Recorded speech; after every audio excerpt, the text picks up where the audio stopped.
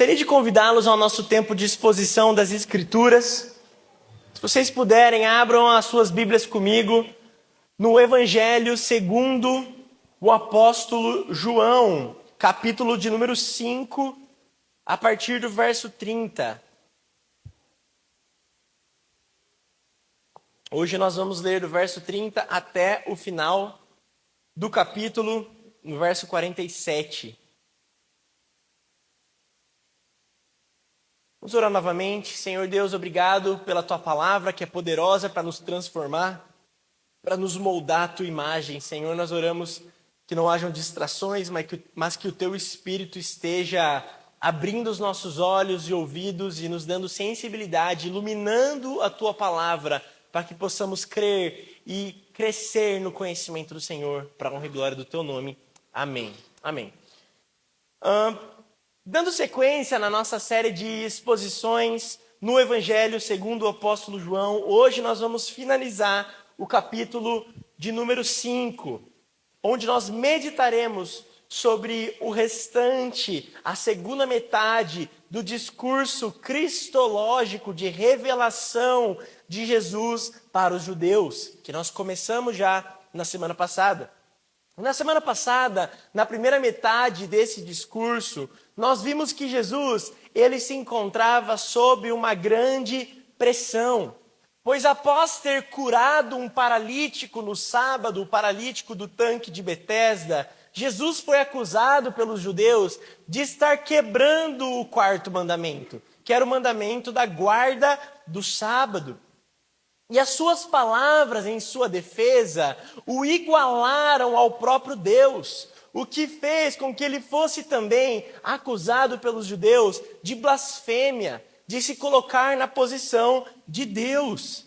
E os judeus então passaram a planejar o seu assassinato e desejar a sua morte a cada dia mais. Eles passaram a odiar mais e mais a Jesus. E Jesus, diante dessa pressão que estava sobre a vida dele, essa perseguição, ele começa um discurso aos seus perseguidores, onde ele começa a revelar a sua identidade como Deus.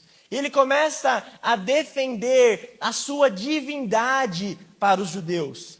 Ele revela então as suas obras, a sua essência, o seu poder e a sua autoridade iguais ao de Deus Pai, se colocando como um com Deus, igual a Deus, apontando para a eternidade com o Senhor.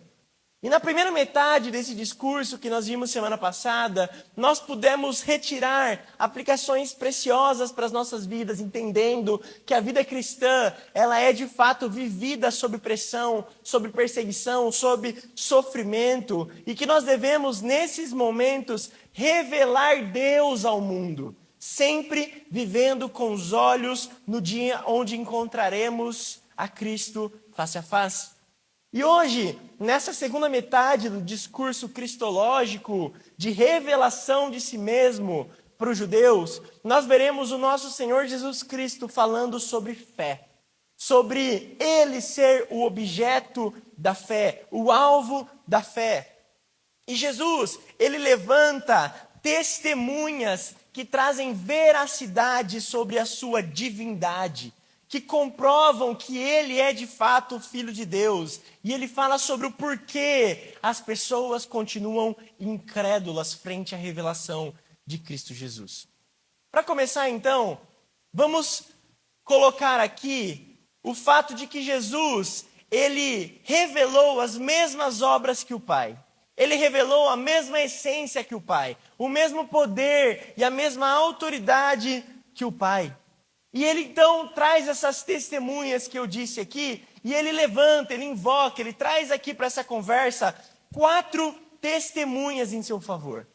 A palavra testemunho basicamente carrega a ideia de alguém que vê e que confirma a verdade de um acontecimento.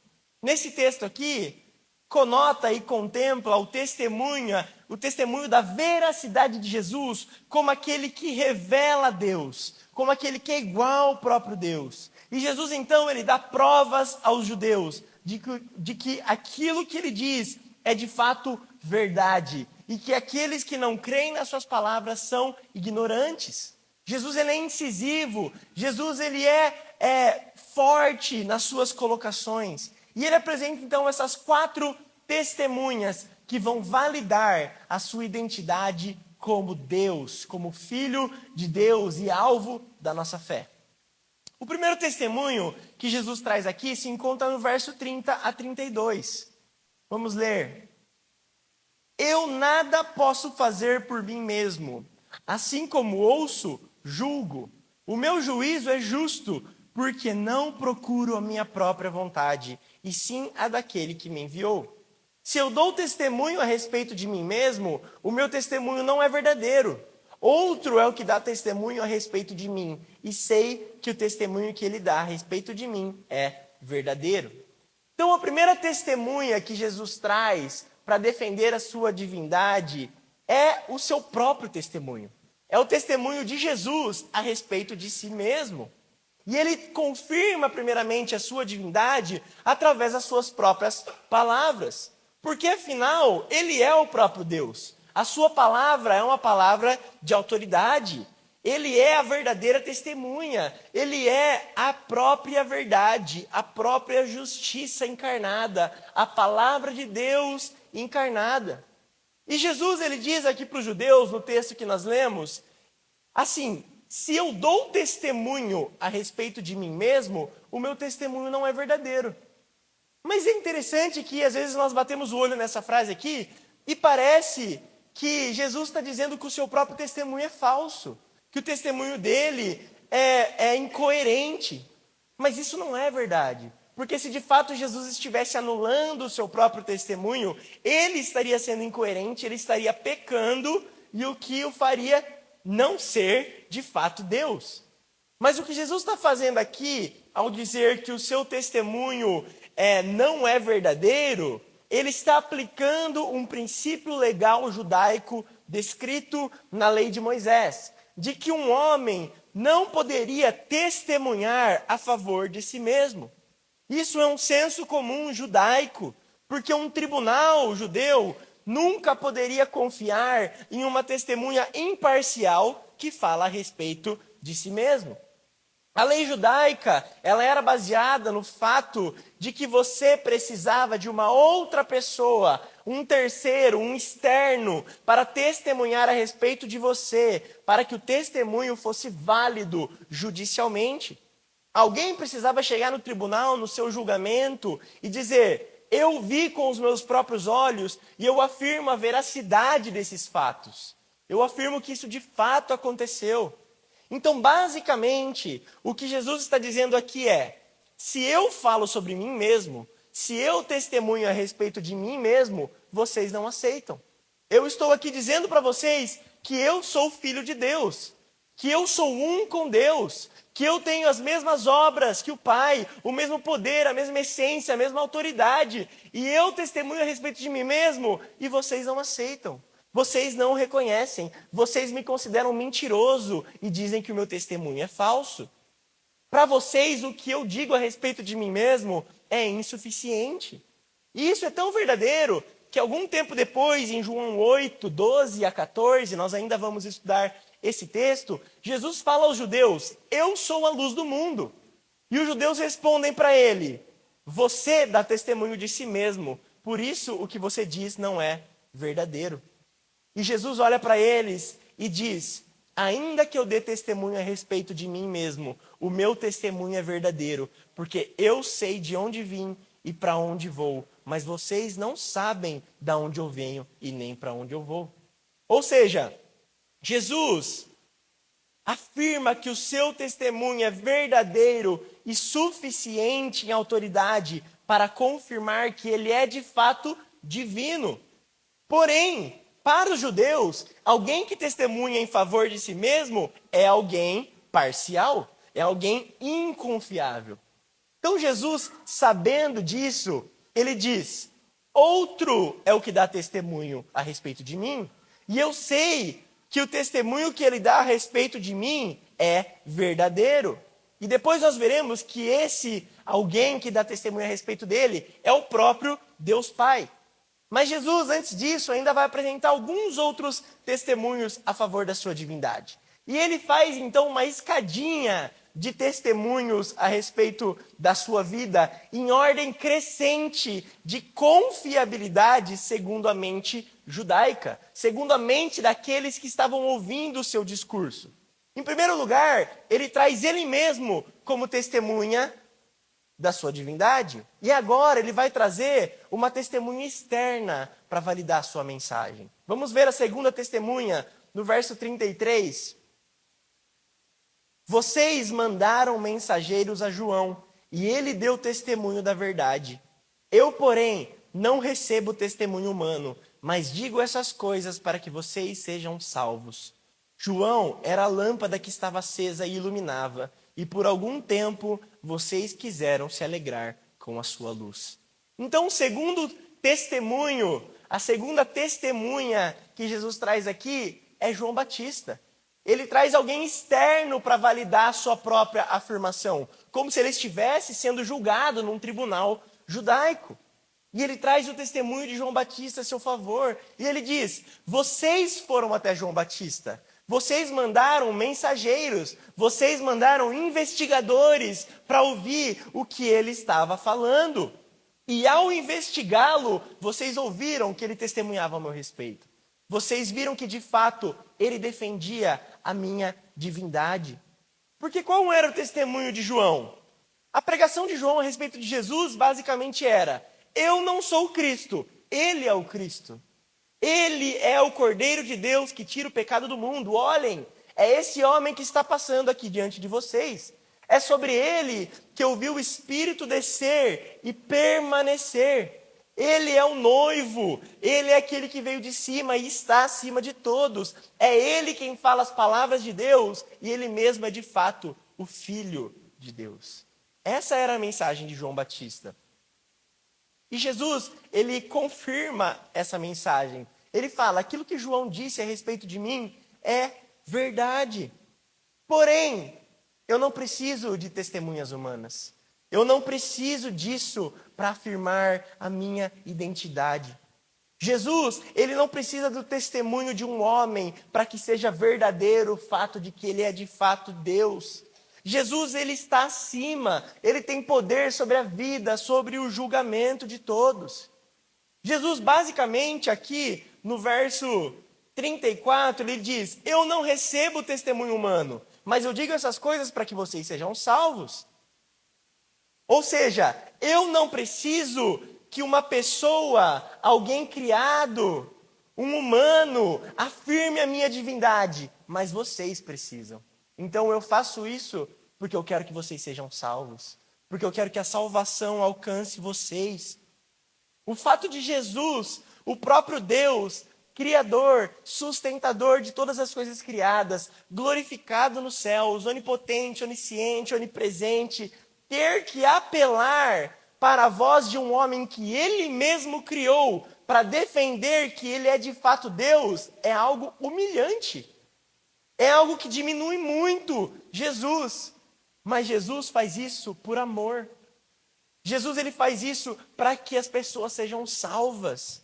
Ele faz isso porque ele sabe que a limitação humana, em toda a sua miserabilidade devido ao pecado no coração do homem, se fez necessário esse tipo de coisa para que eles crescem e fossem reconciliados com o Pai. É por isso que Paulo vai dizer em Filipenses 2 que Jesus se humilhou, tomando forma de servo e vindo a esse mundo cumprir a obra da redenção, para que todo joelho se dobre, toda língua confesse que Jesus Cristo é o Senhor. Jesus, ele não tem problema em assumir um lugar de humilhação, se for para nos salvar com seu amor e com sua bondade. Jesus não tem medo de se colocar numa situação inferior, numa posição inferior. Esse é o objetivo de Jesus em tudo que ele faz, nos salvar para a honra e glória de Deus. Para viver uma união relacional com a sua igreja, ele se humilhou. Deus, ele usa de testemunhas humanas em benefício daqueles que estão na terra, para provar aos humanos a realidade de Jesus, mesmo que ele não precise fazer isso. Mesmo que ele não precise que a criatura fale em seu favor para provar que ele é Deus, porque ele não precisa disso, mas ele faz por amor a nós. E Jesus termina o testemunho de João dizendo que João era uma lâmpada acesa que brilhava, que queimava e iluminava. E por um tempo, os judeus se alegraram com João. Eles foram até João. Eles se alegraram com a luz que era João. Jesus está dizendo que aquele povo era igual aqueles bichinhos de poste, sabe? Aqueles siriri, aleluia, cupinzinho, né? Que fica rodeando a luz, que fica indo onde tem luz. E eles ficam todos afoitos, né? Atrás da luz. Aqueles judeus eram uma multidão que era atraída por aquela lâmpada chamada João Batista. Mas quando eles chegaram perto demais da luz, aqueles que só buscavam emoção, que só buscavam aquilo que era visível, eles se mostraram não dispostos a aceitar o testemunho de João a respeito do Cordeiro. Os judeus, eles foram atraídos pela beleza da luz de João Batista. Mas quando eles se aproximaram demais da luz, da verdade, eles viram que a mensagem de João Batista não era uma mensagem puramente motivacional. Não era uma mensagem egocêntrica, mística, ou que animava as emoções das pessoas, entretia as pessoas, fazia maravilhas. Mas era uma mensagem de arrependimento e entrega completa a Jesus. E então eles desistiram de João. Por um tempo eles até se alegraram, mas quando eles perceberam que João estava testemunhando a respeito da divindade de Jesus, eles abandonaram. Porque a mensagem da verdade é uma luz tão forte que queima e purifica aqueles que chegam perto dela. E nesse momento, muitos fogem da luz e voltam para o seu lugar de escuridão e trevas. Foi isso que aconteceu com os judeus que foram até João Batista e encontraram um testemunho de Jesus Cristo. Jesus, então, vai apresentar para nós um terceiro testemunho, aqui no verso 36. Mas eu tenho maior testemunho que o de João, porque as obras que o Pai me confiou para que eu as realizasse, essas que eu faço, testemunham ao meu respeito de que o Pai me enviou. Então, o terceiro testemunho de Jesus é o testemunho das obras que Jesus realiza, das coisas que acontecem quando Jesus está presente, das coisas que acontecem em consequência de Cristo. E Jesus diz que o que ele faz testemunha a seu favor. Nicodemos já havia dito algo muito parecido com isso em João 3. Nós já estudamos sobre isso. Nicodemos chega até Jesus e diz: Rabi, sabemos que o Senhor é mestre vindo da parte de Deus, porque ninguém pode fazer esses sinais que o Senhor faz se Deus não estiver com ele. Nicodemos entendeu.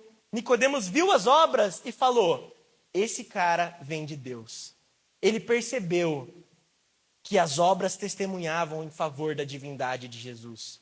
Jesus diz que as suas obras são um testemunho ainda maior do que o testemunho de João. E essas obras se centravam sobre os seus sinais, seus milagres, as maravilhas que Jesus fazia e demonstrava a realidade divina que estava por trás dele. Jesus, ele acalma a tempestade. Jesus dá vista aos cegos, expulsa demônios, ressuscita os mortos e ele mesmo ressuscitou dos mortos. Essas obras provavam que Jesus havia recebido de Deus poder divino, porque ele é de fato um com Deus. E por isso, o testemunho das suas obras era maior do que o testemunho dado por João Batista. Aquilo que Jesus fazia era muito maior do que o que qualquer voz, boca humana poderia dizer a seu favor. O ponto aqui é o valor apologético, o valor de defesa da fé que esses sinais e maravilhas cumpriam, porque eles provavam quem Jesus era. Não apenas alguém que era maior do que João, mas alguém que era maior do que todos os profetas do Antigo Testamento, maior do que Moisés e Elias, que eram profetas que fizeram sinais e maravilhas que eram engrandecidos pelo povo judeu, admirados pelo povo judeu, e Jesus era maior. Jesus havia acabado de curar um paralítico que estava há 38 anos jogado ao chão no tanque de Betesda. E os judeus nem ligaram para isso. Os judeus não deram nem atenção para esse sinal. Os sinais e maravilhas de Jesus testemunhavam em seu favor de que ele era de fato Filho de Deus com poder e glória. Porque os sinais foram um selo de aprovação de Deus Pai sobre a vida de Jesus. Então Jesus, ele está aqui nesse processo de construção da sua defesa, de uma defesa da sua divindade. E ele trouxe então, primeiro, do menos confiável para os judeus para mais confiável. Primeiro o seu autotestemunho, depois o testemunho de um homem, João Batista, e depois sobe mais um degrau, o testemunho das suas obras miraculosas. E agora ele vai subir o último degrau e apresentará a sua maior testemunha. Vamos ler o verso 37 ao 40. Jesus diz: o Pai que me enviou, esse mesmo é quem tem dado testemunho de mim. Vocês nunca ouviram a voz dele, nem viram a sua forma. Também não tem a palavra dele permanente em vocês, porque não creem naquele a quem ele enviou. Vocês examinam as Escrituras porque julgam ter nelas a vida eterna, e são elas mesmas que testificam de mim. Contudo, vocês não querem vir a mim para ter vida. Então, se já não bastasse o seu próprio testemunho, o testemunho de João e o testemunho das obras que ele realizava, Jesus ainda tinha em seu favor o testemunho do próprio Deus Pai. Testemunhando a seu favor, o Pai envia o Filho, aprova a sua obra com poder e autoridade. E especialmente, sabe aonde Deus testemunha a favor de Cristo? Na palavra revelada. Os judeus, eles tinham a palavra do Antigo Testamento revelada.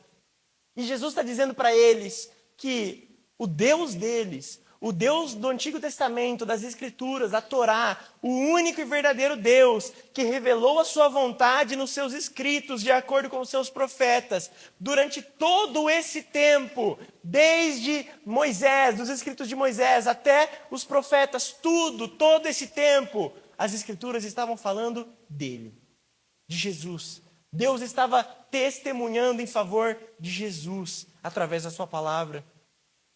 E Jesus diz para os judeus que mesmo assim, eles nunca ouviram a voz de Deus e nunca viram a sua forma. Sabe por quê? Porque tanto a palavra de Deus quanto a imagem de Deus são reveladas de forma plena em Jesus Cristo. E os judeus não estavam aceitando Jesus Cristo. Eles estavam rejeitando Jesus Cristo. Por isso Jesus fala para eles: vocês nunca ouviram a voz de Deus. Vocês nunca viram a forma de Deus. Porque em Jesus, a humanidade podia ouvir a voz audível do próprio Deus e ver a imagem exata do Pai. Enxergar as obras do Senhor Criador e Soberano em Jesus. E mesmo assim, eles escolheram o rejeitar. Rejeitar o seu Salvador. A palavra, ela não habitava de forma permanente no coração deles. Eles examinavam as Escrituras, julgando que nelas havia vida eterna. Mas entrava por um ouvido, saía pelo outro. Eles não entendiam que as Escrituras falavam de Jesus. Eles foram rebeldes contra o enviado dos céus. A mente deles estava fechada para a verdade. No verso 39 e 40, Jesus diz: vocês examinam as Escrituras porque julgam ter nelas a vida eterna, e são elas mesmas que testificam em mim.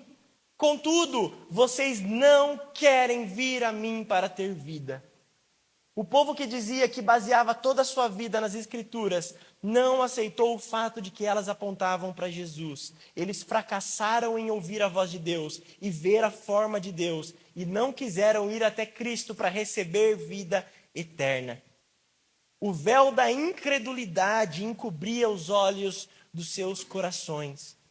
Enquanto eles examinavam as Escrituras, aceitando as profecias do Antigo Testamento, eles não aceitavam de que essas mesmas profecias estavam sendo cumpridas em Jesus. Eles não aceitavam.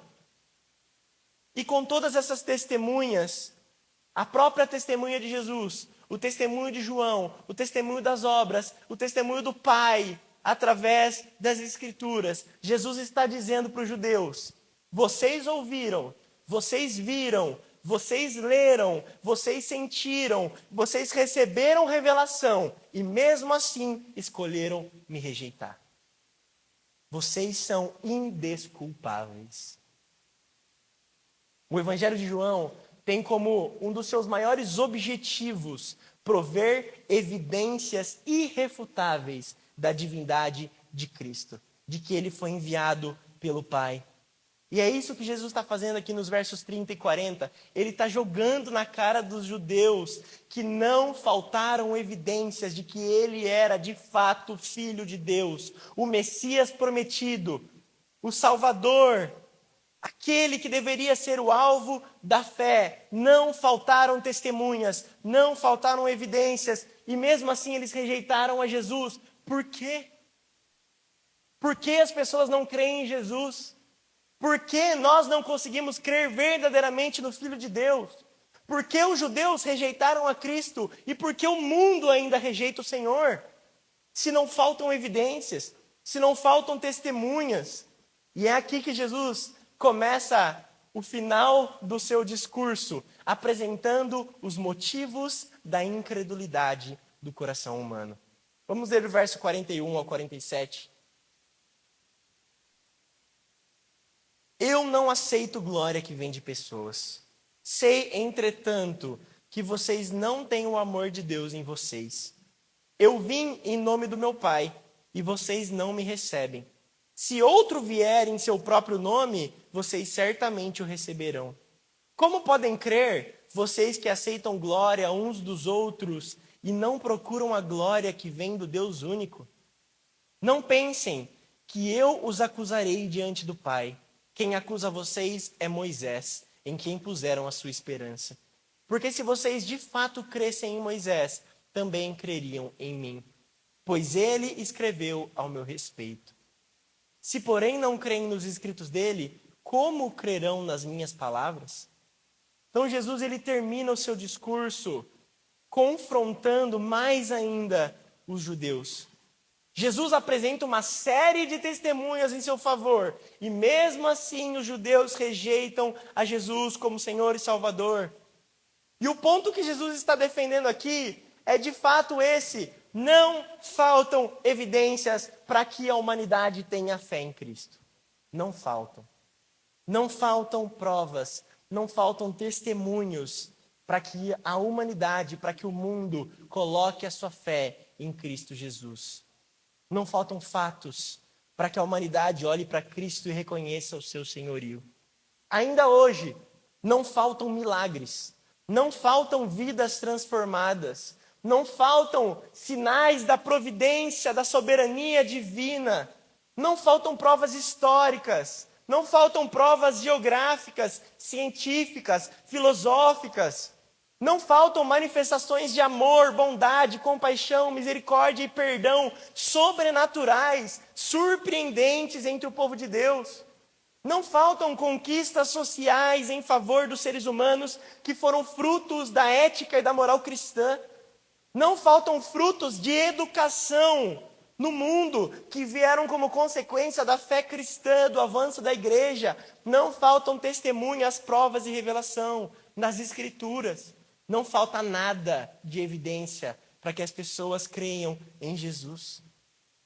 Nós podemos afirmar que Jesus nunca fica sem testemunhas em seu favor e que as obras dele são evidências que falam por si mesmas. Mas por que as pessoas continuam incrédulas? E aqui eu quero trazer um texto que vai nos auxiliar muito, que é o texto de Romanos capítulo 1, do verso 18 ao 25. Um texto do apóstolo Paulo que fala sobre a incredulidade da humanidade. A mesma coisa que Jesus está falando aqui. Preste muita atenção nesse texto. Porque o apóstolo Paulo ele é muito preciso e categórico no que ele fala. Verso 18. A ira de Deus se revela do céu contra toda impiedade e injustiça dos seres humanos, que por meio da sua injustiça suprimem a verdade. Pois o que se pode conhecer a respeito de Deus é manifesto entre eles, porque Deus lhes manifestou. Porque os atributos invisíveis de Deus, isso é, o seu eterno poder e a sua divindade, claramente se reconhecem desde a criação do mundo, sendo percebidos por meio das coisas que Deus fez. Por isso, Os seres humanos são indesculpáveis. Porque tendo conhecimento de Deus, não o glorificaram como Deus, nem lhe deram graças. Pelo contrário, se tornaram nulos em seus próprios raciocínios, e o coração insensato deles se obscureceu. Dizendo que eram sábios, se tornaram tolos. E trocaram a glória do Deus incorruptível por imagens semelhantes ao ser humano corruptível, às aves, aos quadrúpedes e aos répteis. Por isso, Deus os entregou à impureza, pelos desejos do coração deles, para desonrarem o seu corpo entre si. Eles trocaram a verdade de Deus pela mentira, adorando e servindo a criatura em lugar do Criador, o qual é bendito para sempre. Amém. Eu acho esse texto de Paulo muito forte, ele é muito profundo, porque a Bíblia é muito clara que o que se pode conhecer a respeito de Deus é manifesto entre os seres humanos, desde a criação do mundo. Os atributos invisíveis de Deus, o seu eterno poder, a sua divindade, claramente se reconhecem desde a criação do mundo. É isso que Paulo está dizendo. Sendo percebido através das coisas que Deus fez, ou seja, através da obra da criação. A criação revela a existência de um Deus. A natureza revela que existe um Deus, revela a glória de Deus. E o que de fato acontece, que Paulo diz aqui, é que o ser humano, por meio da sua injustiça, do pecado no seu coração, pega a verdade e suprime ela. E por isso são indesculpáveis. Sabe o que Paulo está afirmando aqui?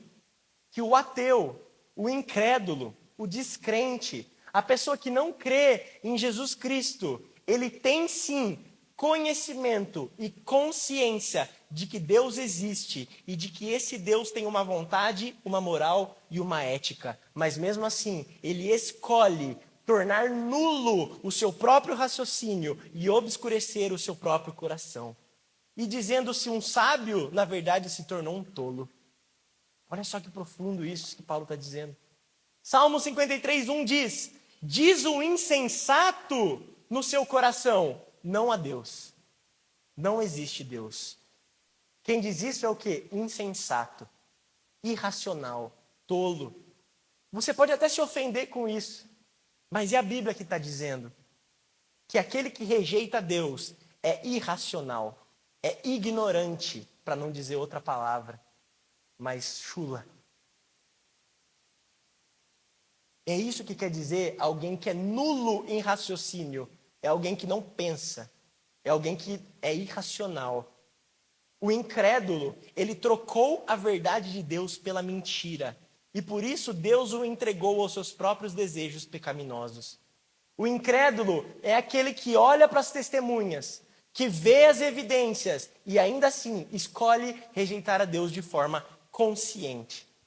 E aqui no nosso texto, Jesus está afirmando a mesma coisa. Ele diz aqui no verso 41 que ele não precisa que os judeus o glorifiquem, porque o amor de Deus não habita no coração deles. Porque se de fato eles amassem a Deus, eles o receberiam como filho de Deus. Eles honrariam o Pai que o enviou com alegria. Os judeus receberam muitos que vieram em seu próprio nome, mas o que veio em nome de Deus foi rejeitado. Jesus mostra isso, nos dizendo que isso acontece porque eles amam mais a glória que recebem das pessoas do que a glória que vem de Deus. Nós acabamos de ler o apóstolo Paulo dizendo aos romanos que a humanidade trocou a glória do Criador pela glória da criatura, pela glória da criação. O egocentrismo mundano dos homens fez com que eles se ajuntassem conforme as suas mentiras. E toda a vida deles foi entregue à luta e à dedicação pelo louvor humano ao invés de agradar a Deus. O incrédulo, ele está tão cheio de si que ele só quer a glória da criatura. Ele quer a glória das outras pessoas, a glória dos bens materiais, a glória da fama humana. Ele quer glória de tudo, menos a glória do Criador. A glória dos homens impede as pessoas de crerem. Quando aparece alguém que pensa da mesma forma que nós, que afirma o que nós afirmamos, que fala o que queremos ouvir, que nos dá aquilo que queremos receber, que é uma projeção dos nossos desejos carnais, que reafirma e massageia o nosso ego, esse nós recebemos. Mas quando Jesus vem, a imagem exata de Deus, implicando em mudança de mente, caráter e conduta, esse a humanidade rejeita. Essa é a realidade dos dias de hoje e desde dos tempos de Jesus. O mundo ele não quer ser manso e humilde de coração. O mundo não quer ser pacificador ou santo. O mundo não quer chorar e se arrepender dos seus pecados. O mundo não quer ser obediente a Deus até a morte. Não é isso que a humanidade quer. Ou seja, não é a falta de evidência que cria um incrédulo, um descrente, mas é a falta de amor por Deus. É a falta de disposição no coração para crer. É a dureza da alma. É a indisposição de ser moldado por Cristo Jesus. É isso que cria um descrente. E Jesus termina o seu discurso aqui dizendo que os judeus, naquele grande dia, onde todos seremos julgados e encontraremos com Deus face a face, os judeus serão julgados pelo próprio Moisés, em quem eles colocaram a sua esperança. Olha só isso. Aquele que é engrandecido pelo povo judeu, aquilo que foi levantado como um profeta para guiar o povo judeu, apresentou a lei de Deus ao seu povo, trouxe a Torá a Israel, aquele em que os judeus colocaram a sua esperança, na verdade, estava a todo momento escrevendo sobre aquele que estava de pé na frente deles, sobre aquele que estava falando aos ouvidos dele. Jesus está dizendo, acorda! Esse homem que vocês colocam a sua esperança em Moisés, que revelou Deus a vocês, ele estava falando sobre mim. E por isso, é ele que vai julgar vocês no dia do juízo. Por isso é ele que vai apontar para vocês e dizer, as evidências estavam aí, e vocês rejeitaram o Filho de Deus. Os judeus, eles realmente se enganaram. E Moisés é quem vai produzir provas contra eles. Porque se os judeus não conseguiam crer nas palavras de Moisés a respeito de Jesus, como eles creriam nas palavras do próprio Filho de Deus na frente deles? Ou seja, aplicando para nós hoje, se alguém não consegue crer na Bíblia, como crerá no Filho de Deus? Se alguém não consegue crer nas Escrituras, como crerá no Senhor verdadeiramente? Jesus, ele está revelando aqui a incoerência e a irracionalidade do homem pecador. A incredulidade, ela provém da falta de disposição em crer.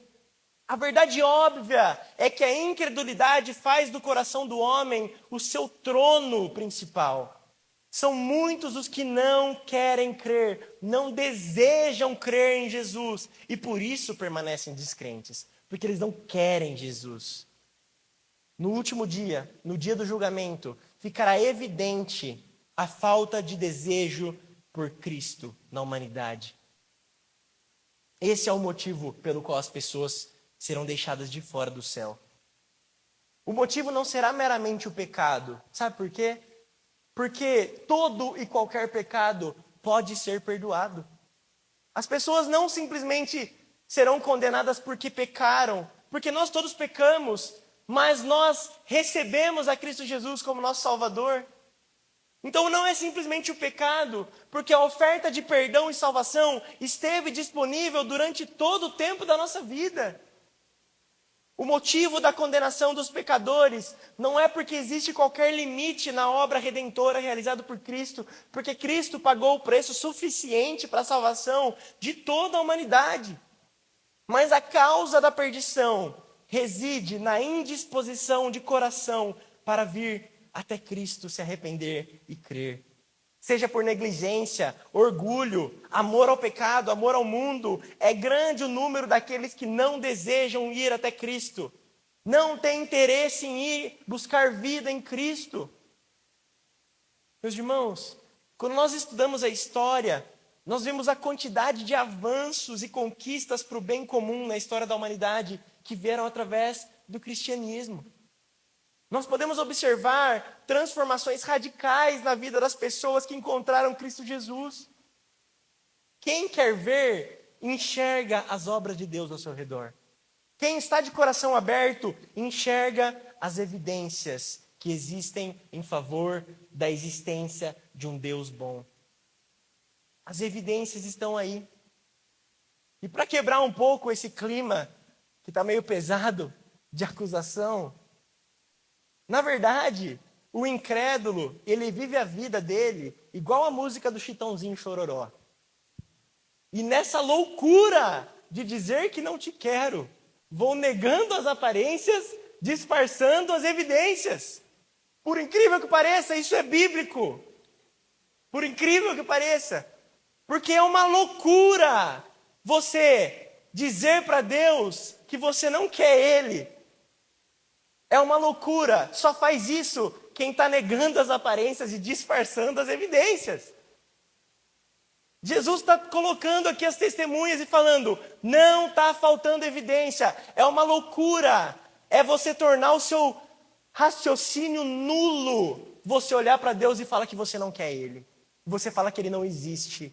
Você falar que Ele não tem uma moral, um desejo, um padrão, uma vontade. É uma loucura. Você tem que realmente ignorar as obras de Deus, as evidências que existem. Por isso, o filósofo holandês Cornelius Van Til afirmava que existe um ponto de contato, um ponto em comum entre o cristão e o descrente. Sabe qual é? Os dois sabem que Deus existe. Tanto o cristão quanto o descrente, tanto o cristão quanto o ateu sabem que Deus existe. Sabem. A Bíblia diz isso. Os atributos de Deus, sua divindade, seu poder e glória são revelados na sua criação, de modo que as pessoas são indesculpáveis. Meus irmãos, o ateu, ele sabe que Deus existe. Nem ele acredita que Deus existe. No fundo, ele só escolheu ser ignorante. Ele só escolheu enganar a si mesmo. Ele só escolheu fazer com que o seu raciocínio fosse nulo. A cosmovisão, a perspectiva que alguém enxerga o mundo ao seu redor. A cosmovisão de um descrente é uma cosmovisão terrivelmente enganosa. Terrivelmente enganosa.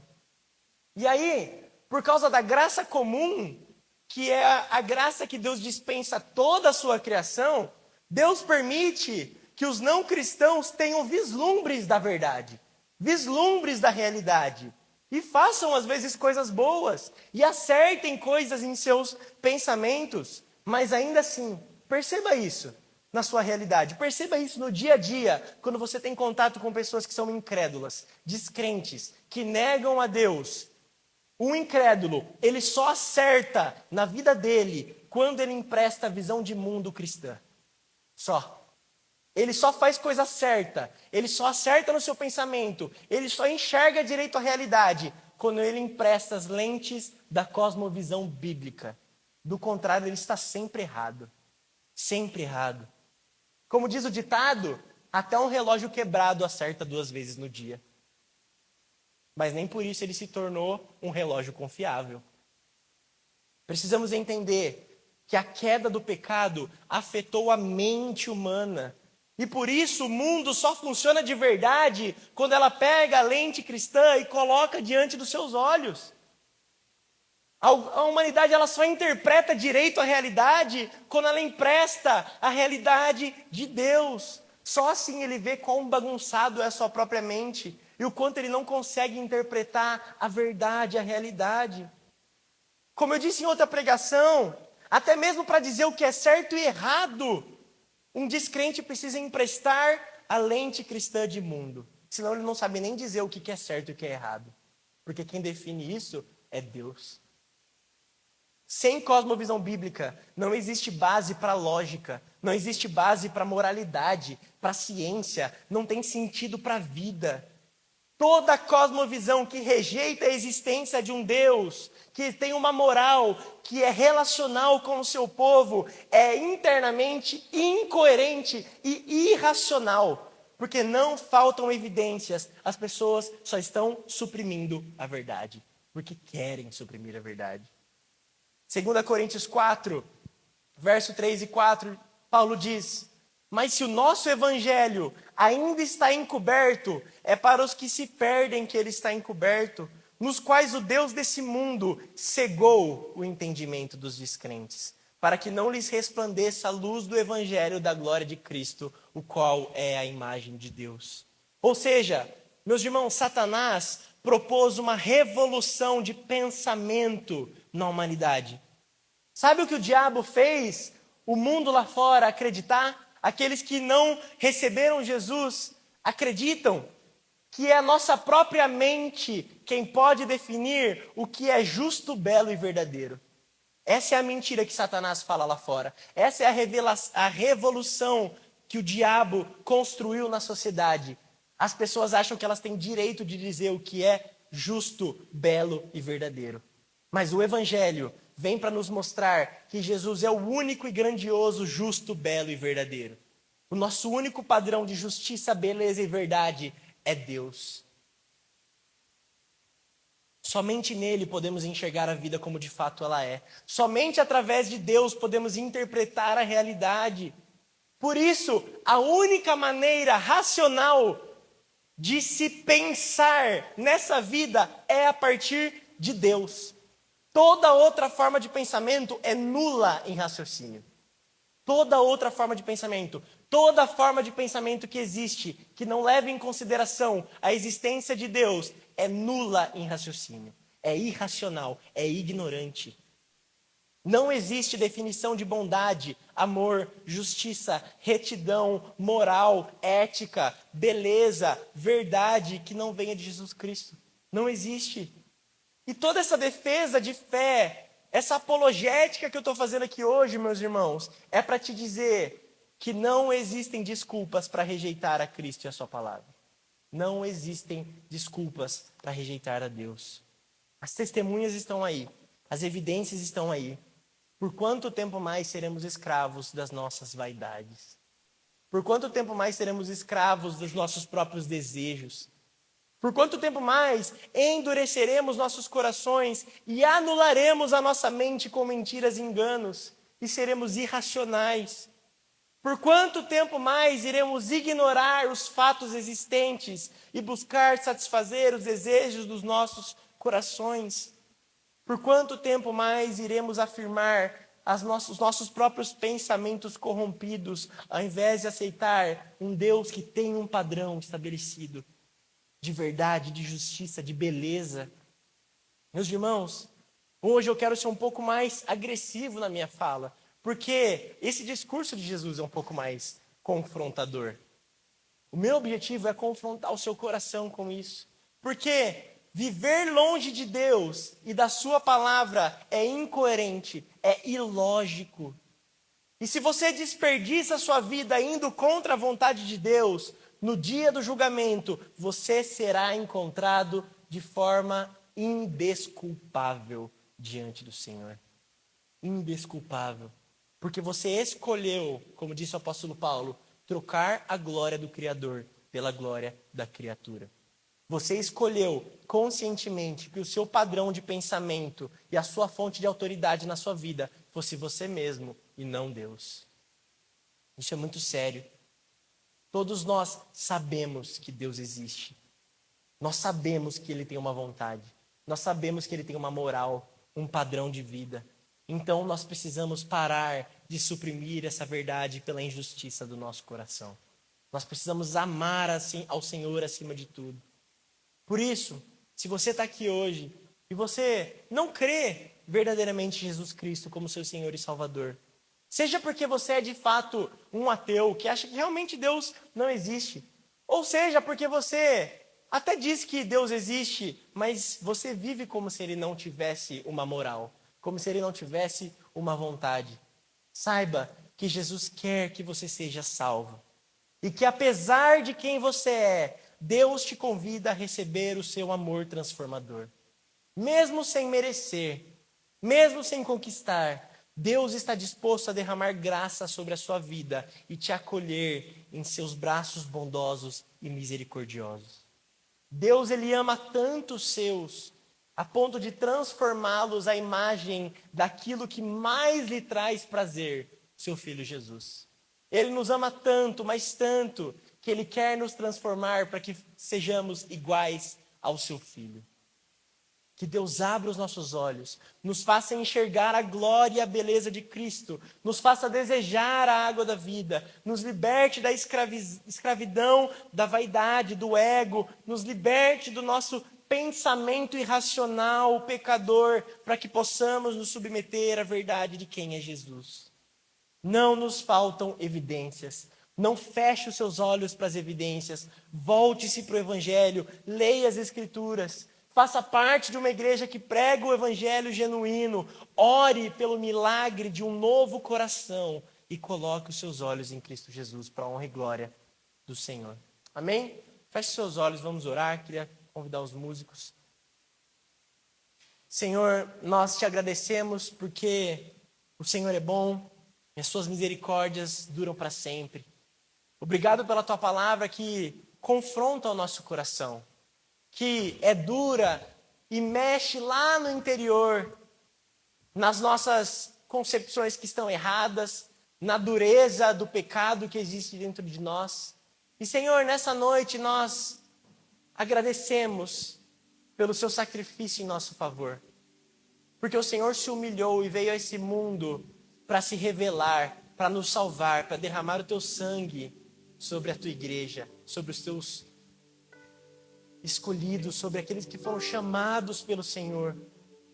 Por isso, nessa noite, Senhor, nós declaramos que nós reconhecemos as evidências e que nós cremos no Senhor como nosso Senhor e Salvador. O Senhor é tudo o que nós precisamos. Senhor, nós não queremos ser nulos em nossos raciocínios. Nós não queremos ter um coração endurecido frente ao Senhor. Nós sabemos que não existem desculpas para te negar, para não viver segundo a tua vontade, porque o Senhor se revelou a nós e nós somos gratos por isso. Obrigado pela salvação que existe no Senhor.